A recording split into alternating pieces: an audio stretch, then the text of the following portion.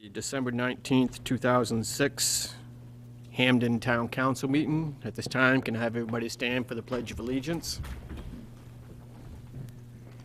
Pledge allegiance to the flag of the United States of America and to the republic for which it stands, one nation, under God, indivisible, with liberty and justice for all. Okay, just so everybody knows, we do have two members that weren't able to make it here tonight. The most notably being our mayor, who is recuperating from a medical procedure. Best wishes for Mayor Ryder. At this time, the consent agenda, do we have any questions or comments? I move acceptance of the consent agenda. Second. All in favor? We have passed around the warrants for signatures, and the other paperwork that needed signatures has already been done at the Finance Committee. And at this time, do we have any public comments on anything that is not on the agenda tonight? Seeing none, we'll move on. The news, presentations, and awards, there are none this evening. And under public hearings, we have consideration of a new license application for the Coffee Break Cafe located at 75 Maine Road North, owned and operated by Lorraine Wilbur and Linda Noel of Frankfurt. What kind of a license was that? Who you pronounce it?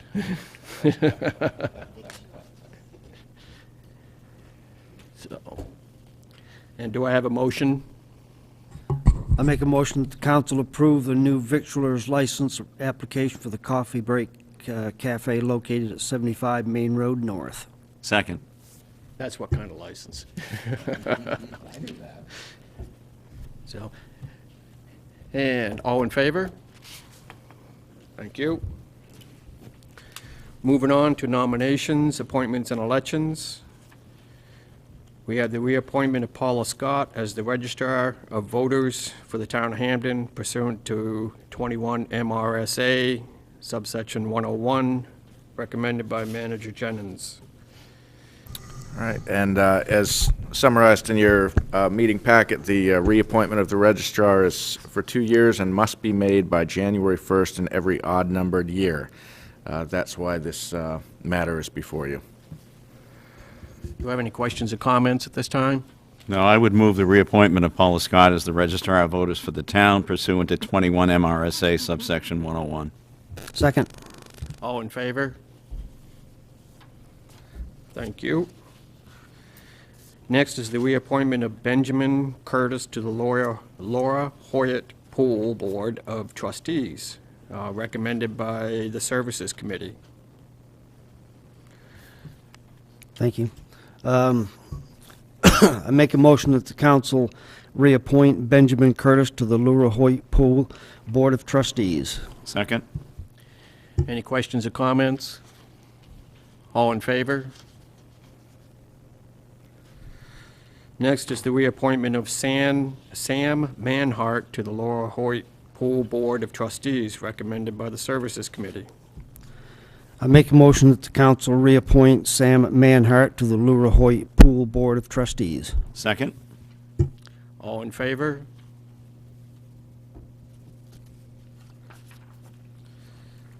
Next is the appointment of Pamela Ivy to the Laura Hoyt Pool Board of Trustees, recommended by the Services Committee. I make a motion that the council appoint Pamela Ivy to the Laura Hoyt Pool Board of Trustees. Second. All in favor? Question? Oh, we have a question. Yeah, I was not at this service meeting, and I guess it makes no difference whether you're a town resident or not to be on one of the boards. It's not required for this committee. Or board, I should say. Any other questions or comments? All in favor? Thank you. Next is the appointment of Kate Wannon, I hope I said that right, to the Laura Hoyt Pool Board of Trustees, recommended by the Services Committee. I make a motion that the council appoint Kate Waning to the Lure Hoyt Pool Board of Trustees. Second. Any questions or comments? All in favor? And next is the appointment of Nicole Aronowitz to the Edith Dyer Library Board of Trustees, recommended by the Services Committee. I make a motion that the council appoint Nicole Aronowitz to the Edith Dyer Library Board of Trustees. Second. Any questions or comments? All in favor? Next is the appointment of Margaret Frazier to the Edith Dyer Library Board of Trustees, recommended by the Services Committee. I make a motion that the council appoint Margaret Frazier to the Edith Dyer Library Board of Trustees. Second. Questions or comments? All in favor? Next is the reappointment of Nancy Fenders to the Recreation Board of Directors, recommended by the Services Committee. I make a motion that the council reappoint Nancy Fenders to the Recreation Board of Directors. Second. Questions or comments?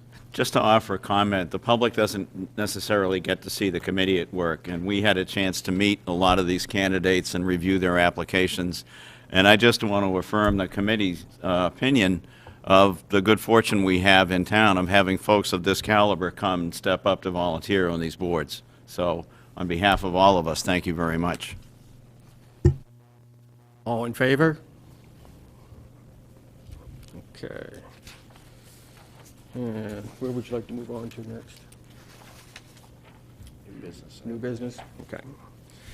Okay, under new business, A, or 5A, council approval of the annual bingo and games of chance license for the calendar year of 2017 to be granted to the Whitcomb Baker VFW Post 4633, located at 41 Canoe Club Road here in Hampden. Discussion? I make a motion that the council approve the annual bingo and games of chance license for the calendar year 2017 to be granted to the Whitcomb Baker VFW Post 4633 located at 41 Canoe Club Road. Second. Was there any questions also? Just any history, how long? Anyone know how long this has been going on? I don't know how long, but it's a well-established organization here in the town of Hampden. So this doesn't represent any significant change of any type? Any other comments, questions? All in favor? Opposed? 5B under new business, request for council referral to public hearing, the proposed repeal of the Town of Hampden Conservation Ordinance. This is a referral from the Services Committee. Councilor McAvoy. Make a motion that the council refer to public hearing the proposed repeal of the Town of Hampden Conservation Ordinance. Second. Any comments, questions? I'm going to be voting against this without any great heat. I realize that the town has not had a conservation commission in a number of years, dating back to either 2009 or 2010. But my concern is that once you take an ordinance and, you know, basically file it away somewhere, it tends to make permanent the death of that group. I think that the town has been growing. I know that the council is actively involved in helping develop new business in town. I don't see why there won't be increased residential pressure on part of the town, and I think competition for land and questions about how to best use it are going to increase. So my suggestion would be to keep it on the books, not invest a lot of energy in it until or unless a sufficient number of people. I think the ordinance calls for a 7-member committee, if I remember right. But to basically just leave it in the drawer ready if needed, rather than make it go away. Any additional comments or questions? All in favor for repealing? Opposed? Okay. And for those watching at home, the date that that public hearing will be held will be the council's second meeting in January. And because of the Martin Luther King holiday, that will be Tuesday, January 17th. And just for clarification, it's not that it's being repealed tonight, but rather that we are referring it for public hearing. And then we can take up a further discussion at that time. Moving on, 5C, request for authorization for the expenditure of voting machine reserve funds from line 01451-00 in the amount of $1,959 for the purpose of paying for the lease on 3 tabulators and all components. This was a referral from the Finance Committee earlier tonight. Do I have any comments, questions? No, I just think we agreed in committee that this might be more of a regular budget line item in the future. But for now, I would move authorization for the expenditure of voting machine reserve funds in the amount of $1959 for the purpose of paying for the lease on 3 tabulators and all components. Second. All in favor? Opposed? Okay, moving on, request for authorization for the expenditure of municipal building reserve funds, line 03-702-00, in the amount not to exceed $3,295 for the purpose of paying for new and replacement lighting at the town offices. This is also referred from the Finance Committee earlier tonight. Have any comments, questions? Well, I would comment to the public that this is a result of evidently Chief Joe Rogers having a conversation with Public Works Director Courier about a couple of lighting issues here, and then they just looked further into the matter and found out a number of fixtures that were either not functioning or need to be replaced. So the work is about replacing things that are broken and making more efficient some that are not by use of LED lighting. So I guess I would move authorization for the expenditure of municipal building reserve funds in an amount not to exceed $3,295 for the purpose of paying for new and replacement lighting at the town offices as listed in the memo from Department Courier. Second. And all approve?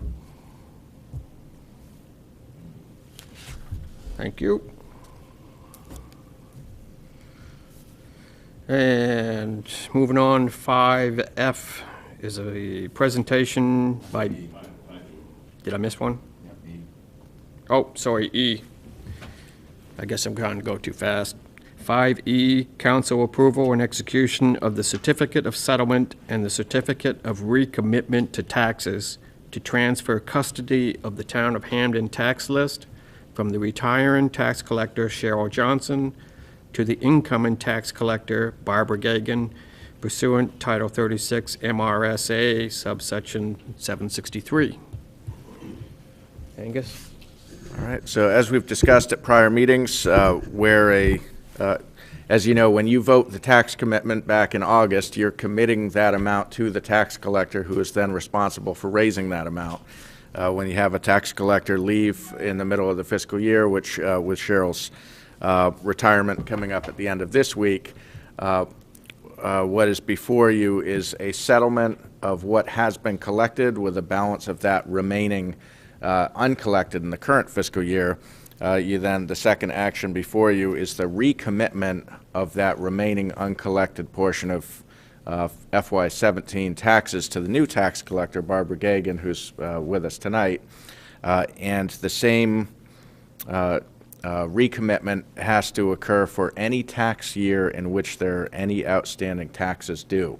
So as we discussed earlier at the Finance Committee meeting, what you have is going back to fiscal year 10, some outstanding taxes due. Now, anything older than FY15 would be personal property taxes, where there is no lien process in that instance. Anything from FY15 or 16 from property taxes would have been liened or gone to foreclosure by this point. and anything older than that would have gone to foreclosure by this point. So anything prior to tax year 15 would be outstanding personal property taxes. So the question was raised at the Finance Committee, is there a point at which the council would potentially write off some of those amounts due? And I think as the new collector works with the retiring collector, they will look closely at each of those accounts and may bring forward recommendations for abatement of certain past due amounts. Any comments, questions? Question Councilor Marple? procedure. Can we make one motion covering the certificates of settlement for those years? I see no problem with that. Okay. Then I would move the council. Before you do, Dennis, sorry, just Sorry. where we are joined by the collector, and this will be the public's first introduction, I'd invite Barbara to just step to the podium and just introduce yourself, if you would. And I don't know if my explanation was satisfactory, if you have any nuance to add to that, or if that pretty well covered it. But for those watching from home, this is Barbara Gagan, our new tax collector and general assistance administrator. Good evening. evening. Thank you for inviting me here tonight and for the opportunity. I'm always available to answer any questions, but I think Mr. Jennings, Town Manager Jennings, covered it quite well tonight. Great. Thank you. I just want to say welcome to Hampden, so thank you. Any other questions, comments? Then I would now move council approval and execution of the certificate of settlement for the tax years 2010 through 2017. To transfer custody of those tax lists from the retiring tax collector Cheryl Johnson to incoming tax collector Barbara Gagan. Second. All in favor? Okay. And I think it's also worth, we have to do the commitment too. Yeah, I would make a motion that we approve the recommitment of taxes to transfer the custody of Hampden Town from Cheryl Johnson to Barbara Gagan. Second. Questions or comments? All in favor? Okay. I think it's also worth noting that Cheryl Johnson, in all her years here, has done an extraordinary job in the records and keeping track of all this stuff. I think it made the seamless transition a lot less painful than it normally would be. So, my hat's off to a great job on that. I concur. New business 5F, presentation by Matt Reynolds of Drumlin LLC and Steve Robaska, okay, of soil metrics regarding the review of the Pine Tree landfill post-closure monitoring and reports. Referral from the Infrastructure Committee. All right. As you know, the landfill is under a post-closure plan, and part of that is the town has third-party monitoring through the gentleman before us tonight. So they've been active on this project going back many, many years. We re-engaged them last fall, in fall of 2015, and they've done a couple of reports, and those have been presented at various infrastructure committee meetings, and we've invited them here tonight so that their findings could be available to the public. And I'll note that we've received new information as recently as in the last 2 weeks, and the presentation tonight is inclusive of everything through the present. So I want to thank the consultants for really processing new information as it comes in so that we have the latest information. Thank you for having us. My name's Steve Robaska. I'm with Soil Metrics in Cape Elizabeth, and Matt Reynolds is here also. He's from Drumlin Environmental, and as Councilor Town Manager Jennings said, we've been working on the project since, I think, 2004, and it was really in the latter stages of it, of the project. The landfill was started in 19 early 1970s. But what we did, as mentioned, we provided a memo reviewing all the technical information on the project in the last annual report. And what we're going to do tonight is go over this information, as well as I'm going to provide a little bit of an overview of the history of the project. And I was wondering how many of you counselors were around, or how much information do you have on the project? How familiar are you with it? Some of us might be a little new. I think some of us were here on a presentation in the last couple of years where we had one, but about half of us are newer. Okay, well, the first thing I'm going to do is just go over, in our presentation here, we've got a review of the construction history, the leachate recirculation project that was implemented in 2011, and I'm going to talk about the geotechnical monitoring that's associated with the landfill. It's basically the settlement and the stability of the landfill. And Matt's going to go on to the corrective actions and some of the water quality assessment data that's been generated in the report. How do we page down? Okay, good. Okay, the landfill site was started in the 1970s, and the initial landfill was, it's called the conventional landfill. It's shown in pink there, and it's, the key thing here is it's unlined landfill. It was closed, I think, sometime in the maybe the 1980s, and then there were several other parts to that. The Secure 1 landfill was started, and then there's an asbestos disposal area there, and that was followed by the Secure 2 landfill, and that was a line facility. And then in 1992, the Secure 3 landfill was permitted, and that has several different phases associated with it that started in the 1990s. And I'll kind of page through them here. Started with the Phase 8A facility, and then the let's go back. Phase 4.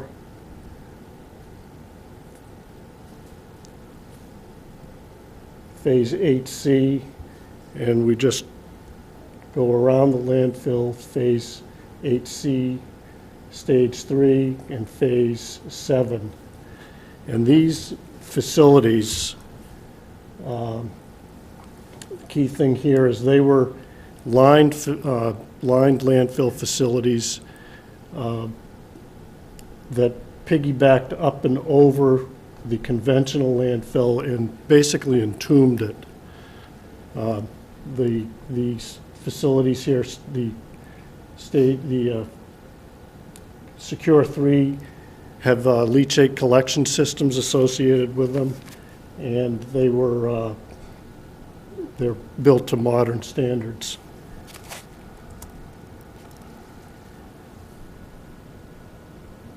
Some other things that happened around the mid-2000s, there were several corrective actions that were implemented at the time, and those included a enhancement to the leachate collection system around the perimeter, several gas extraction wells in the middle, and then other things were outside the permitted landfill site. They included some methane gas extraction systems and some leachate collection systems.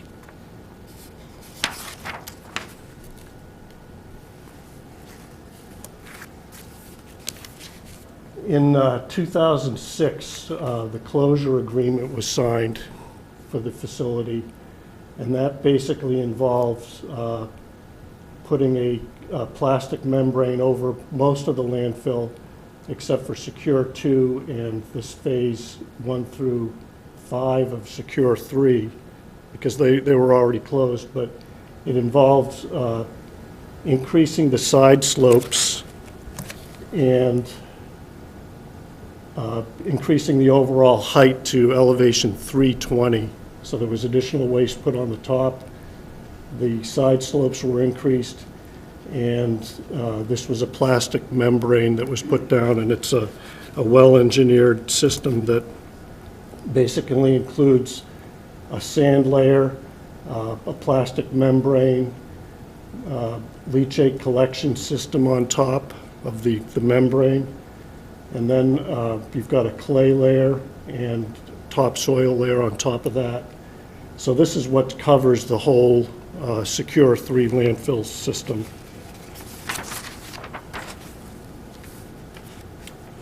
And I want to go back to the key thing here with this Secure 3 is as the landfill was developed and it went up and over the conventional landfill that was unlined, it really trapped all of the, it prevented leachate from going down into the conventional landfill, but it really entombed it.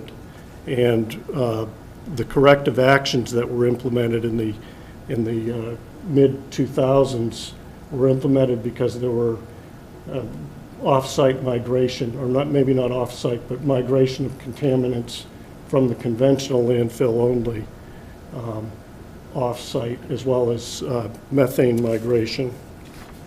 And Matt's going to talk a little bit more about that in his development there.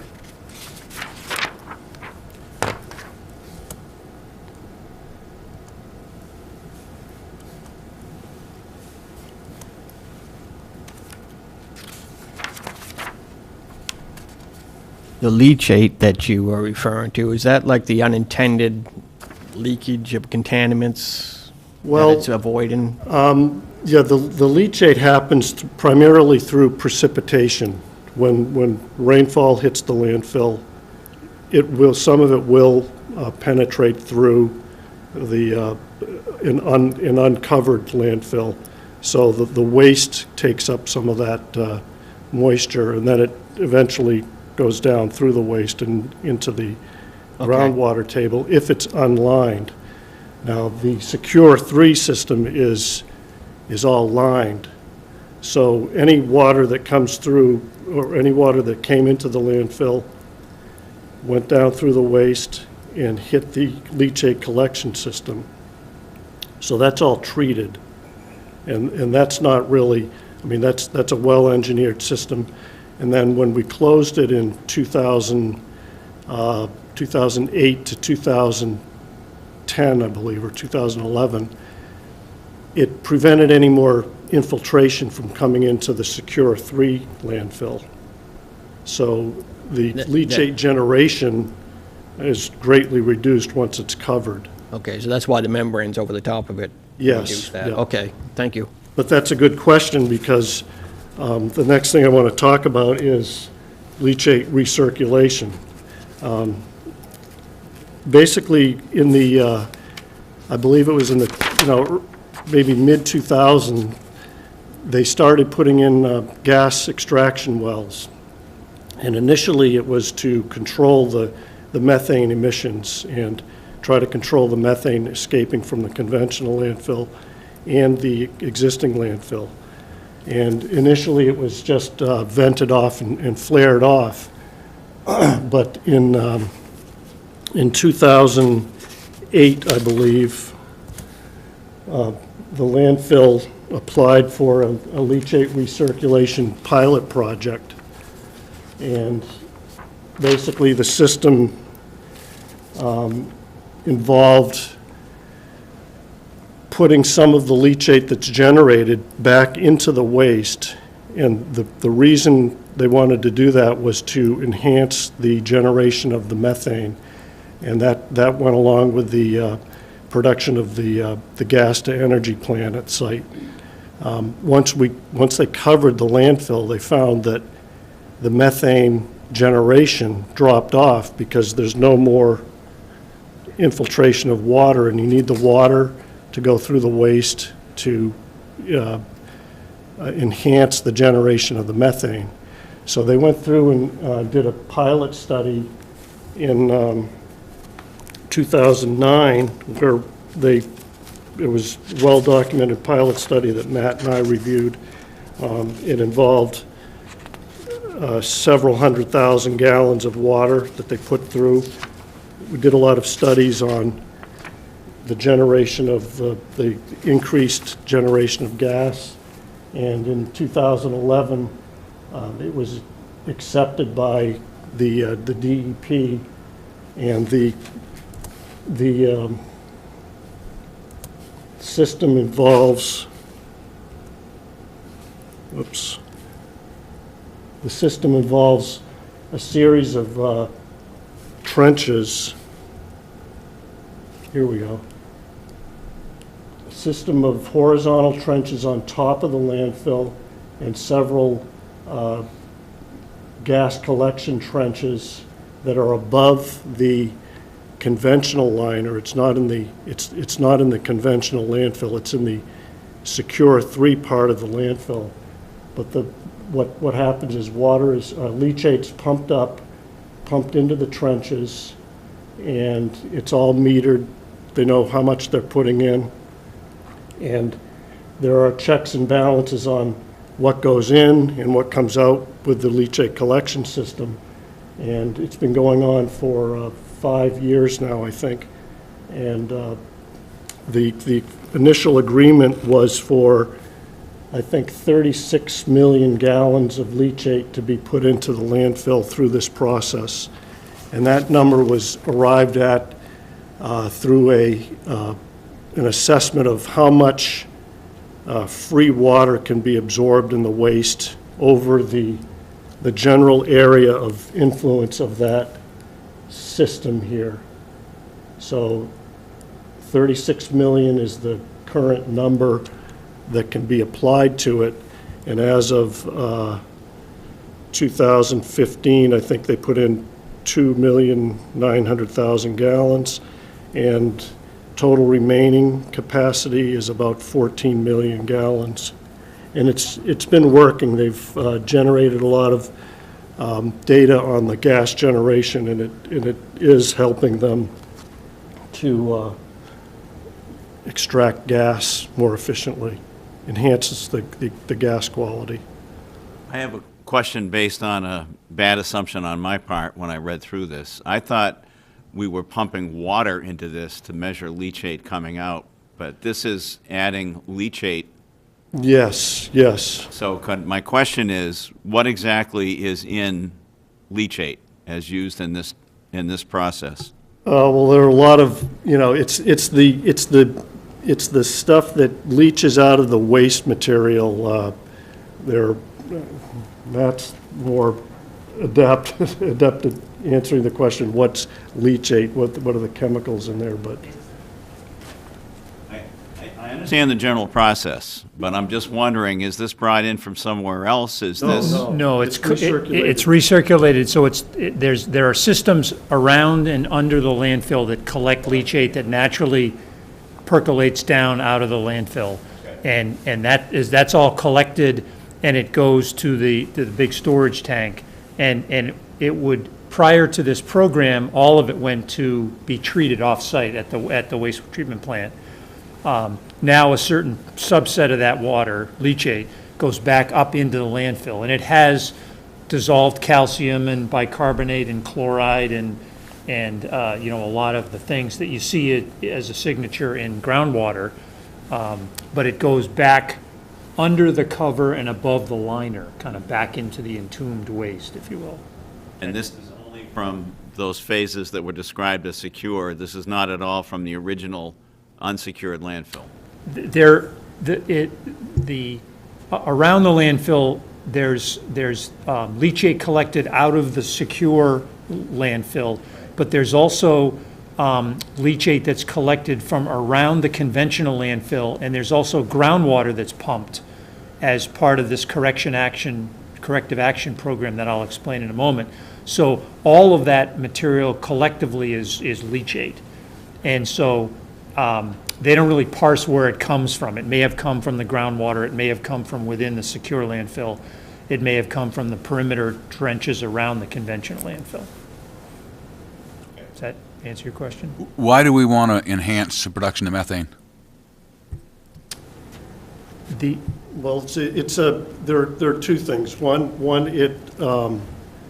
it helps with the generation of the methane for the gas-to-energy plant. The second is it helps stabilize the waste more quickly. As you generate methane, the waste starts to consolidate more. It becomes more stable, and that's a good thing for the landfill overall. You want it to kind of get stable, get all the organic material out of it so that it becomes just a denser mass. As it becomes more stable, it's also settling more. In that, when it settles, the side slopes get a little flatter. The stability, because the side slopes gets flatter, the stability of those side slopes increases. So those are the reasons primarily to do it. What's the time frame on this? How long do you enhance this production of methane? Well, right now the plan goes for 36 million gallons. We started in 2011. I'm not sure when the end date is, but there's 14 million gallons. They pumped 2 million last year, maybe 5 more years of production at what the current plan is. But I do want to just emphasize, going back to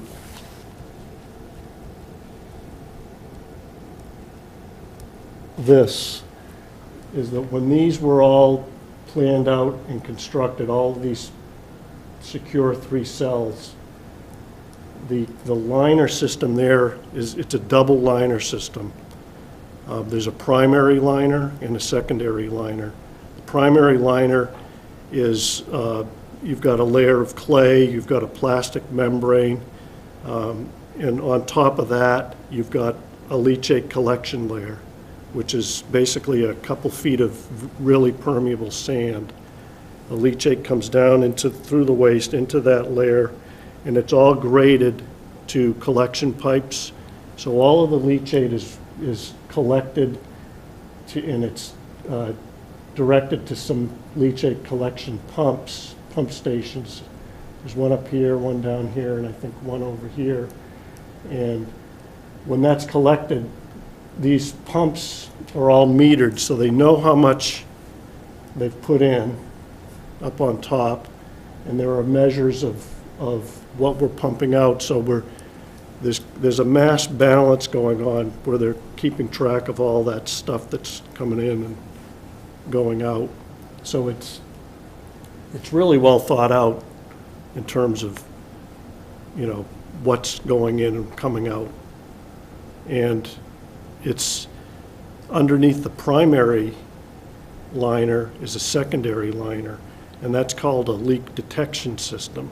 So if something came through the first liner, it would go into the leak detection system, and then you could see if you had a problem with leachate escaping that. Am I right in assuming there's no liner underneath the original landfill? Yes, and we wouldn't be here tonight if that had a liner. I mean, basically that's the big issue. That's where the issues with the corrective actions and the off-site migration are happening. and it was entombed. So you think, you know, if methane was generated there, was covered, the methane's still generated, it's got to go somewhere. So it wants to go out in a way, and that's why there are the corrective actions in place.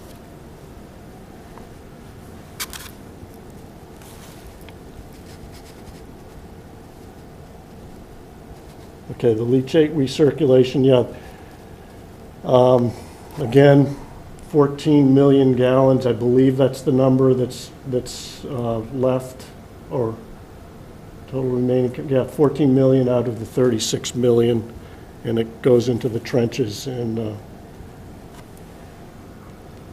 the last thing I want to talk about is the post-closure settlement and stability monitoring that's going on at the landfill. You can't really tell here, but basically what's measured is vertical settlement and horizontal movement of several monitoring points on the top of the landfill, and a few of them down here on the side here that are measuring the same thing. And we're basically doing that to measure the rate of settlement of that landfill cover system primarily. And the reason we're doing that is that as it settles, the liner system, the cover system, will undergo some strain because it's moving. It was built at a grade, it's gonna move, and if you have differential settlement, say you have 10 feet over there and 30 feet over here, you can see you're gonna stretch the liner, right? The liner doesn't want to see too much stretching going on. So what they've done is put in a couple of, or several points to measure settlement and horizontal movement, and those are plotted up on an annual basis. And I apologize for this, you can't really read that thing here, but you can see the lines, and these are plots of the settlement of those points. And you can, I believe that's 2010 there, and that's the current date. So what's really happening is the settlement is diminishing with time. It's getting slower. And the rate of settlement that's being predicted now, early on it was settling at a fairly steep rate, and it keeps dropping off. And what it's telling us is that I believe it's settling a little bit slower, or the magnitude of settlement is lower than what was initially predicted for the design calculations for the liner. And those were important. Again, we wanted to make sure that the liner doesn't stretch too much, and that's called strain. If it stretches too much, it might tear.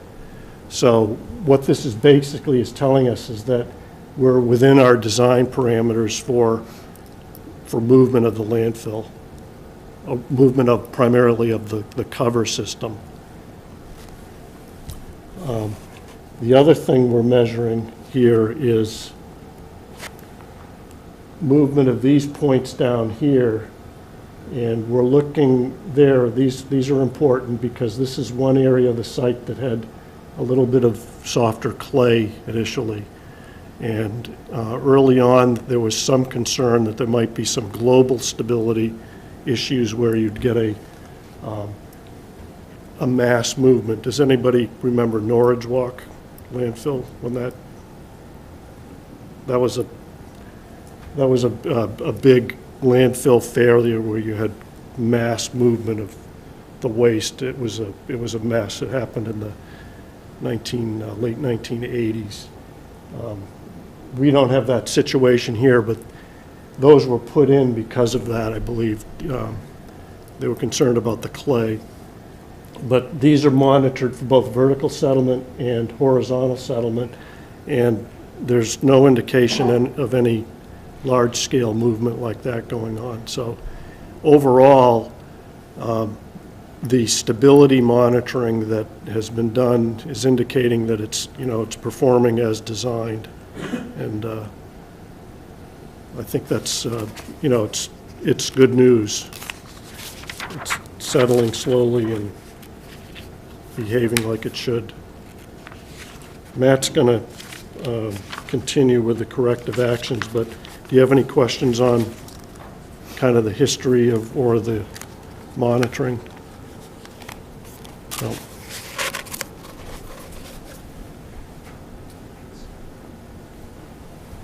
See if I can move this over here a little bit. Thanks, Steve. As I said, my name's Matt Reynolds. I'm with Drumlin Environmental, and I'm more focused on the water quality aspects of monitoring the landfill, and Steve focuses on the stability and the landfill design and construction and so forth. So what I want to do is just give you a little bit of background again on the landfill and its impacts on the environment around it, and then talk about some of the data that's been generated. So let me start with a sort of an introduction to, as Steve mentioned, there's this conventional landfill at the bottom, and that's unlined, and that received a lot of municipal waste. And so there's leachate that can that generates as that organic material decays, and that just percolates out into the environment, into the groundwater underneath. And so that's the primary source of changing and impacting groundwater around the landfill. The other thing that's going on, as Steve mentioned, in this conventional landfill, as the organic waste decays, it generates methane, which is a natural process. That methane gas has to go somewhere. It can't go up. It can't go, there is some collection that attempts to collect some of that and send it to the gas to energy plant, but that's difficult because by the time that was done, they were trying to drill through the overlying landfill, and obviously they didn't want to puncture the covers and the liners and so forth. And so that methane that's being generated in that conventional landfill is also a source of contamination that's related to that. And so there's a couple of ways that landfill impacts migrate out into the environment. One way is it dissolves, the leachate gets into the groundwater, it dissolves in the groundwater, and the groundwater flows away from the landfill. That's one pathway. The second pathway is this gas generation, the methane, which migrates out as gas and then dissolves into the water. And those pathways turn out to be somewhat different at this landfill. And so the white arrows here to the northeast, primarily the migration from the landfill is in groundwater to the northeast. And then on the southern side of the landfill, again, there's groundwater flow from the landfill in a southerly direction. So there's two primary groundwater flow paths to the south and to the northeast. And then there's two paths where gas migrates. There's a region in the central part where the gas migrates from the landfill to the east. And then there's also gas migration to the south and a little bit to the west. So there's, again, as part of the characterization, investigations were done and sort of these different pathways of migration were identified. And then as the landfill got to the phase of closure, what Pine Tree did is they installed corrective actions, or basically systems to control both the groundwater migration and the gas migration from the landfill. And so there's the corrective actions, the blue stars represent places where groundwater is being collected. So there's groundwater being pumped from the northeast, and then there's some groundwater pumping that goes on here. There's also a perimeter drain that runs basically around quite a bit of this conventional landfill that was installed. It's like a trench drain that was put there back before the landfill was even covered. But that collects water, groundwater, and it's also captured. So groundwater is captured with these wells, these 6 wells, and the perimeter drain. That's the system that's in place now to manage and collect groundwater. And then there's these sort of purple dots are where gas is being collected. There's a gas collection well in the northeast. There's one here. There's actually more than one here, but this is the one that is where there's enough gas to draw on and collect. There's a couple to the southwest, and then there's a trench here that actually gas isn't withdrawn, but it's passive. It does collect some gas. So this is kind of the layout of what the migration pathways are, and then what are the corrective actions around the landfill that are in place and are operating to manage and prevent migration from happening from the landfill. So over the last 10 years, this is just a plot of how much water's been pumped from the landfill, from these extraction wells. That's 1 million gallons a year. So you can see over time, it's varied a little bit. I didn't have the data in here, but they did pump, I think, during 2010. You can see by and large, again, there's been some variability, but it's more or less the same. They're not pumping more, they're not pumping less. It just kind of varies from year to year over time. And then these are plots of the gas collection systems. This is the well in the northeast. This is the one in the center on the east. There's two in the southwest. And I guess what I'd point out is in the northeast and in the southwest, the scale goes from 0 to 40 tons of methane per year. So and you can see that so these two have the same scale. This one in the east goes from 0 to 400. So really, they're collecting a lot of gas from that well that prevents migration or controls migration to the east in comparison to those other two. But again, you can see over time, some years there's been a little more gas collection, some years there's been a little bit less. That they're trying to collect as much as they can from these external locations because for them it's fuel to send to the gas to energy plant. So there's some incentive to do that. And we see that there's some pretty significant benefit to the groundwater quality. So they're collecting information about how much water is pumped, how much gas is collected, and so forth, and that's included in all the annual reports.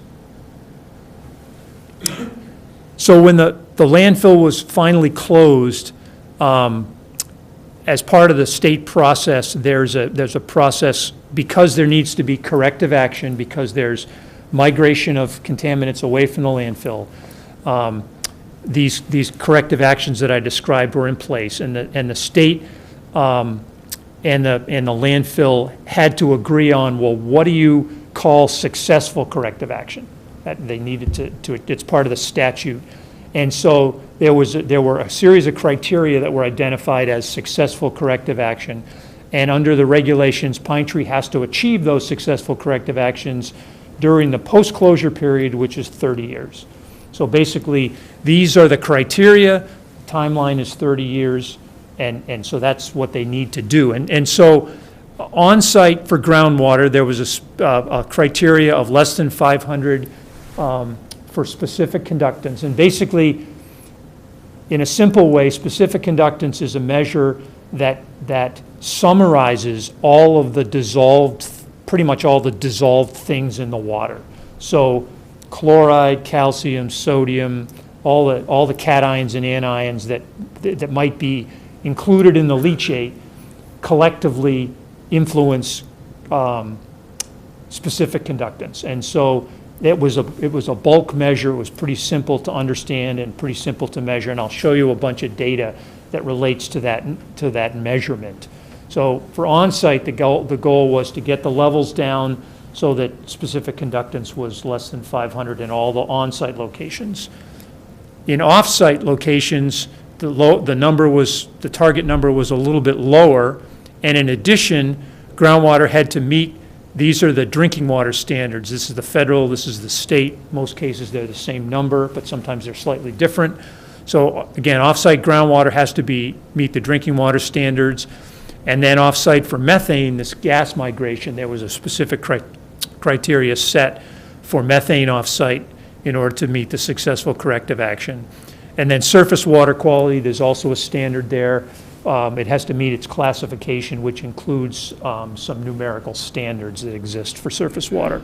So this is kind of the roadmap that has to be achieved over the course of this 30-year post-closure period. So what I'll do now is I'll go through area by area, and I'll talk a little bit about what the water quality is now and what it's been recently, so you can kind of look at that. So in the Northeast, there's these 5 monitoring locations. Actually, there's 2 here, so there's 6. And these wells are sampled, and so this is a set of data from these wells. They're all going to be similar. The red line is 2007, the blue is 2009, and then the green and the purple are 2015 and 16. So these 2 wells here are very close to the landfill and inside any of the corrective action. So they're kind of seeing leachate, they're seeing impact from the landfill that isn't been changed or isn't been managed. It's right close. So they're kind of seeing somewhat of the worst case from the landfill. And you can see there's some variability here, not much change in a big way over the first 5 years of closure. This well is also close to the landfill, and there was a significant leak in one of the pipes that was collecting leachate that was discovered in, I think it was 2008, 2007 or 2008. They fixed that leak, and you can see there was a dramatic improvement in the quality at this well here from 2007 to 9, and it's actually gotten better. This red line here is the 500 goal. Further away from the landfill, these 2 are out further to the northeast, and you can see, again, maybe a little bit of improvement, but still quite a bit above. And then this one here wasn't monitored prior to, but is part of the current monitoring, and you can see kind of where they are. So in the northeast, they're still quite a bit above 500. No real strong trends one way or another. That's the kind of the condition in that, and again, that's along that groundwater flow path, which is up in the northeast. I do have one question on that graph. Yep. Does annual rainfall have any effect on these graphs going up and down? It does to some extent, although there's a lot of variability as to what the influences are from time to time. And so ultimately, at the end of the day, if you will, in order to be successful for corrective action, they won't need to meet those numbers just kind of once or twice. It'll need to be 7 or 8 samples over a period of time, so that you consider the variability in rainfall and other things. It's hard to point. Actually, each of these are this is the average.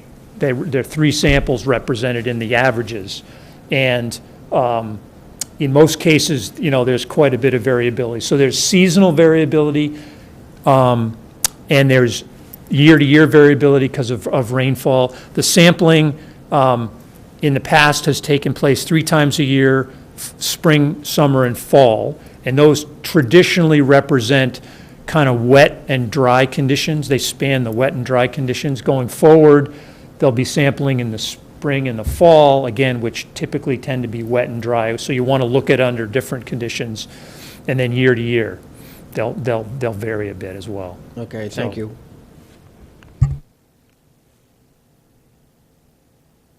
So the next direction of migration is to the east, and there's 2 wells out here that are monitored, 916 and 917. Just a comment on those. The wells are just off of the property, and but there still hasn't been a completely firm agreement between Pine Tree and the state as to whether those are considered on-site wells or off-site wells. And so one of the comments that the technical folks have made in most recent correspondence is, we got to figure that out because the criteria are slightly different. But regardless, if you look at these locations, this again is a gas migration, primarily influenced by gas migration. One of these wells, 916, has shown pretty good improvement, a little bit higher in 2016, but met this criteria in 2015. This other one is again improved, not quite there yet.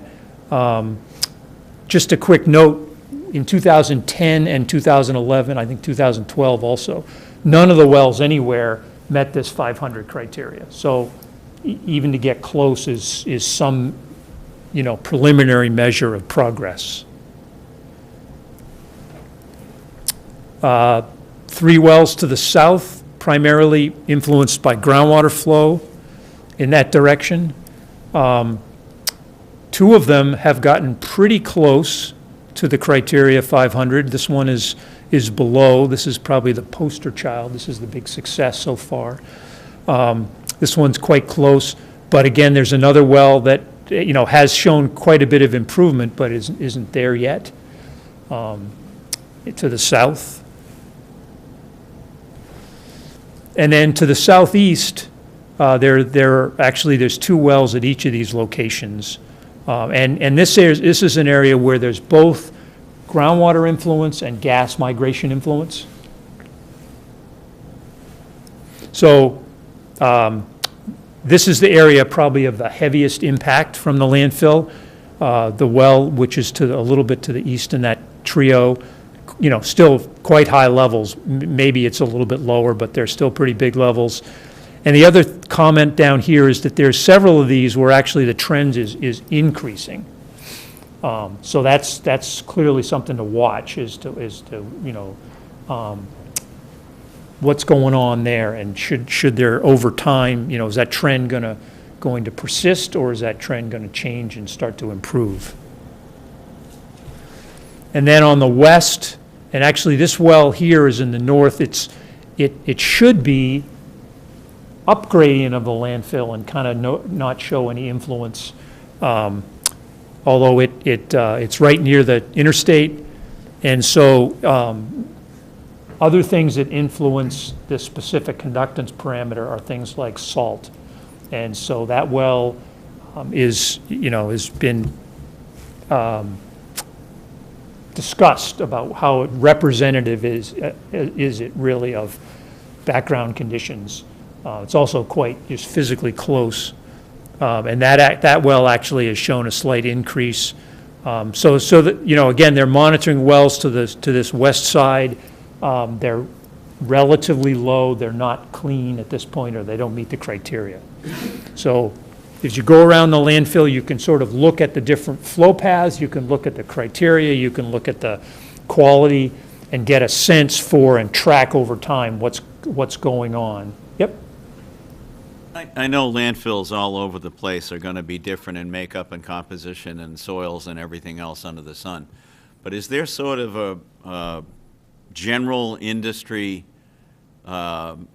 standard target of, if we're going to monitor this for 30 years, generally a productive process is between years 15 and 18.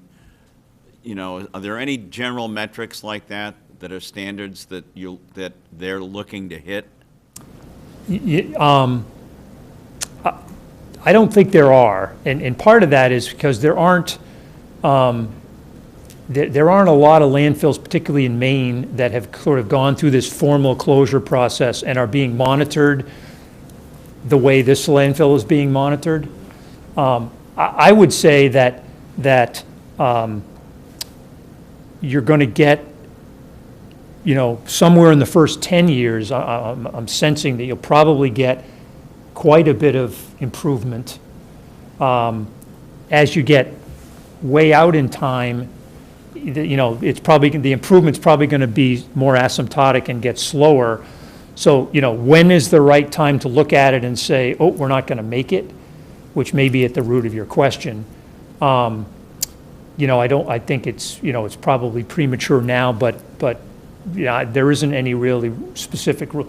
And as part of the closure process, there were no interim targets established. Okay, we want to be at everywhere less than 1,000 by year 10 or whatever. And part of that is because as you point out, there's quite a bit of variability. And even at this site, even within which region. I'll show you some methane data next, and you can see that the gas extraction part of these corrective actions have really made a big difference. There's places where the methane numbers have really dropped a lot compared to, say, the specific conductance numbers that we just looked at. Yep. When you look at this monitoring on this, and when you talk about corrective action, I'm assuming the corrective action is you're digging wells and looking at things, because there's nothing, to my understanding, taking place here other than what Mother Nature is doing down there. No, Is that correct? the corrective actions are basically groundwater that's being pumped. So there's active collection of groundwater to keep this stuff from migrating away from the landfill. So there's, just go back. So there's active groundwater pumping here and here, and then there's active water collection around the perimeter. And then there's active gas collection in those locations I showed you earlier. So that's process that's going on all the time that they're operating. So there is operational stuff happening here at those corrective action facilities, or so that's what's actively happening to try to reduce these concentrations. And then the waste in the landfill naturally sort of decays over time, and so presumably the leachate will, there will be less leachate, and things that have degraded will already have degraded, and so the quality that's coming out of the conventional landfill may also kind of slowly get better over time. So it's the combination of those two things that ultimately is intended to get to the criteria. Does that make sense? Yeah, I guess when I think of corrective action, I think of us of doing something to it, and basically what the corrective action is you're pulling out to see what's being done, because in the landfill itself, there's absolutely nothing being done to that, right, except what Mother Nature takes care of in there. There's nothing inside the waste mass. Well, that's not true. There is gas being withdrawn from the waste mass. So inside, under the cover, above the liner, as Steve described, the Secure 3 landfill, there is actively gas being removed from in there that goes to the gas generation plant. But there's nothing other than that. There's nothing physically being done. It's just letting it decay naturally. And we don't have any idea over time frame how long this is going to do or what it's going to do, as far as producing leachates or methane gas or et cetera. No, we know that in general, as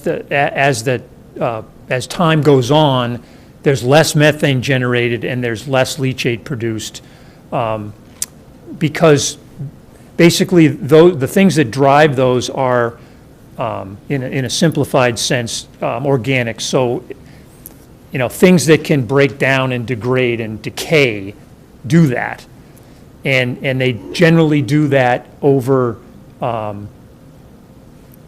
Well, they decay more early, and then eventually they decay less over time. And so, but whether 30 years is actually, things will still probably be, there'll still be some decay going on in the landfill after 30 years, or, it'll be a long process. So there's some information about kind of the process of decay and the rates of decay, but it's not exact, and it'll vary. And this landfill, a lot of it was construction demolition debris, and so there wasn't as much organics in that stuff as there would have been if it was regular household trash that has, food waste and other sorts of things. And so,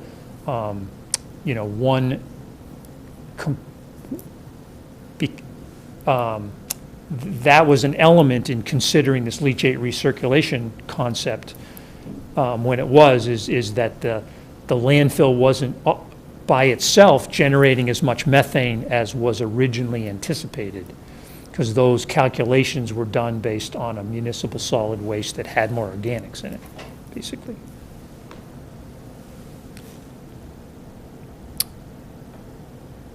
So we talked about the different, okay, then the other thing I want to comment on is there are some off-site residential well locations that are monitored either further to the east.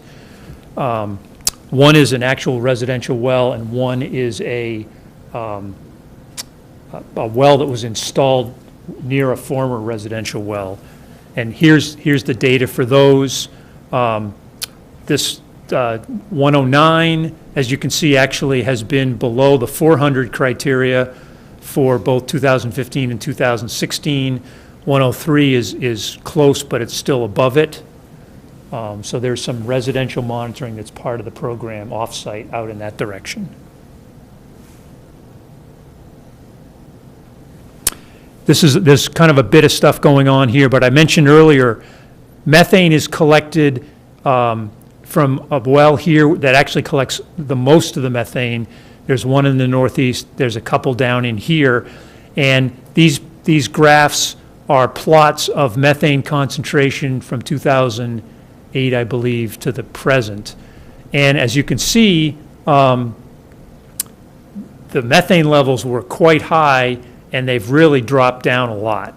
So out here at this domestic well, they were thousands, and they're now down below 700, and have been for a number of quarters. In this well here, again, they were many thousands, and they're now down very, very low. And even in this area here, where there's even some upward trends, you can still see that comparatively, the methane levels now are substantially lower. So in the case of the gas migration, there's a much shorter timeline. It's much more satisfying because you can control this gas, and it doesn't take very long before you see some effect in the system, in the groundwater. Groundwater migration, those other pathways are slower and take longer to get there. There's also been, as you were probably aware, some focus in the last few years about arsenic in groundwater or related to the landfill. So this shows a number of graphs and for different locations. In the Northeast, basically there's been some fluctuation. More recently, it's been a bit lower, but this is on-site. The closure criteria doesn't include a standard for arsenic on the property. It includes a standard for arsenic off the property. So in this area here, one well is fluctuated and is quite, is pretty elevated. The other one has got a bit of a downward trend and is now it's now low out here. Over in this area, again, you can see the variability, and then this well over here, there's arsenic. Most recently, the arsenic numbers are low. By and large, most of the arsenic concentrations on site are above the drinking water standards, but again, that's not specifically a criteria for successful closure. It's really off-site that the arsenic is concerned. So what I've tried to depict here in a simple fashion, and there's a table in the memo that we did, is in a general sense, and we actually haven't, as Angus mentioned, we just got the fall 2016 data, so I've kind of tried to factor it in, so these are just general sort of trends in things, but they're not, we haven't done an independent statistical analysis of that. But basically the blue dots would be locations where, since 2010, there's been a downward trend. The red dots would be upward. The white dots, no real trend one way or another, just variability. And the X's are where there's, still pretty elevated concentrations. And so, there's quite a number of downward trends, particularly along here. Here there's a downward trend. I showed you this graph earlier, but the numbers are still really high. But overall, there's an improving trend. I mentioned in this area here, there's a bit of an upward trend, and so that's something to to be watched more closely. There's a well out here that has a bit of an upward trend to it, this background well. So there's a few of them where there's an upward trend at this point still. That still remains. So everything isn't going in the right direction. More are than aren't, and they're still, by and large, still elevated in most cases. If there's no set numbers for on-site for arsenic, what happens if it continues to increase? Well, what will happen is if it continues to increase, and the most recent data suggests that, has been lower. So the 2016 data, not all of it, but,